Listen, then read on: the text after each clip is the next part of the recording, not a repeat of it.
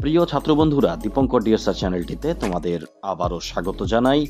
আজকে তোমাদের জন্য নিয়ে এসেছি দশম শ্রেণীর ভূগোলের প্রথম অধ্যায় নদীর সঞ্চয় কাজের ফলে সৃষ্ট ভূমিরূপের মধ্যে বিশেষ একটি ভূমিরূপ পলল শঙ্কু ও পলল ব্যজনী, এই বিষয় নিয়ে আজকের এই ভিডিও। সংজ্ঞা: নদী পার্বত্য অঞ্চল থেকে সমভূমিতে পৌঁছানোর সময় পার্বত্য অঞ্চলের ক্ষয়জাত পদার্থসমূহ পর্বতের পাদদেশে সঞ্চিত হয়ে যে ত্রিকোণাকার ভূমিরূপ গড়ে তোলে তাকে পলল শঙ্কু বলা হয়। একাধিক পলল শঙ্কু পাশাপাশি অবস্থান করলে তাকে কিন্তু পলল ব্যজনী বলে। কিভাবে উৎপত্তি হয়?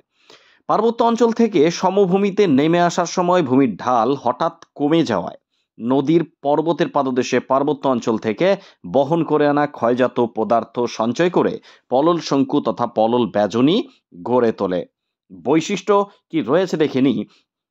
প্রথমত, এই পর্বতের পাদদেশে অপেক্ষাকৃত সূক্ষ্ম পলিকণা দ্বারা গঠিত এই ভূমিরূপ।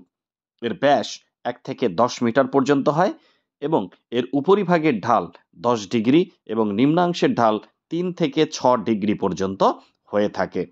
উদাহরণস্বরূপ বলা যায় উত্তরপ্রদেশের দুন উপত্যকায় এবং ব্রহ্মপুত্র উপত্যকার উত্তরাংশে হিমালয়ের পাদদেশে অনেক পলল শঙ্কু দেখা যায় এবং এই পলল শঙ্কুর মধ্যে দিয়ে যদি নদী প্রবাহিত হয়ে যায় এবং সেটি যদি হাত পাখার মতো দেখতে ভূমিরূপ তৈরি হয়, তখন সেটাকে কিন্তু বলা হয় পলল ব্যজনী। তাহলে আশা করি বুঝতে পেরেছ। ভিডিওটি ভালো লাগলে অবশ্যই চ্যানেলটির সঙ্গে থেকো। ভালো থেকো সবাই। ধন্যবাদ।